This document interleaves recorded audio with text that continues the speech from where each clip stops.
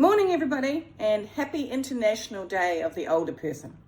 So I'm currently in Australia. I'm attending the Aging Australia conference. Yesterday I spoke on an international panel with other members from Ireland, Singapore and India. And some of the things that, we're all dealing with the same things, but some of the context is quite different.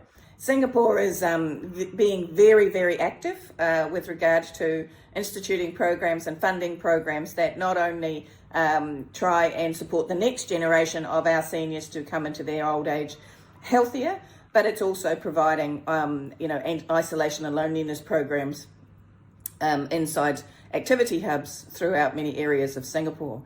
Then you have Ireland. I think it was 127 million citizens in, not Ireland, 127 million citizens of India are over the age of 65 at the moment, and that is going to increase substantially in the next 25 years. So, and they are just in the process of setting up what is a change from a traditional family cared for environment to we need to figure out some way that our younger members can stay in the workforce while at the same time we look after seniors. And then in Singapore, while there's also, just the numbers are somewhat staggering, there is the older citizen is the one saying, I actually don't want to live with you, my daughter or my daughter-in-law. I want to live independently. And so how is the Singaporean government working to fulfill that need and that desire on behalf of its citizens? So, and of course, Australia is going through massive reforms. So one of the reasons I'm here is to make sure that I can stay up to date with what is working and what is not working here in Australia around their reforms. Because as I've told you again and again and again, we are attempting to get New Zealand government, to do something, to actually stop reviewing things and start taking some action. So that's one of the reasons I'm here this morning. I'm going to be running a concurrent session on what is the New Zealand situation and what we think we can take from the Australian reforms, what we're not going to take from the Australian reforms. Certainly not in the way that they are at the moment, because we can see that our Australian counterparts are struggling with them. But we certainly can point to 3 or 4 things that are here that could be implemented in a New Zealand way in the New Zealand context. But one of the things that, there was a panel earlier in the day, and that panel was predominantly representatives of the major key peak bodies, so Aging Australia, the lead of the Health Union, the OPAN, who is like our grey power, but probably more